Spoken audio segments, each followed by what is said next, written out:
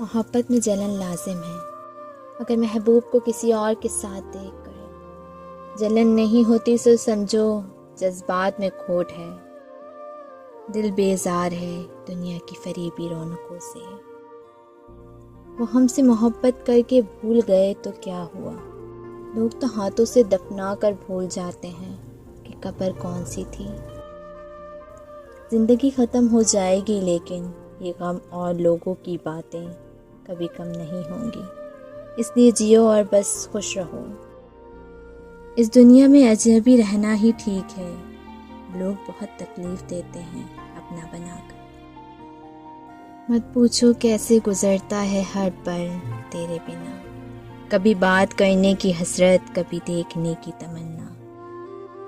कभी ज़िंदगी एक पल में गुज़र जाती, कभी ज़िंदगी का एक पल नहीं गुज़रता।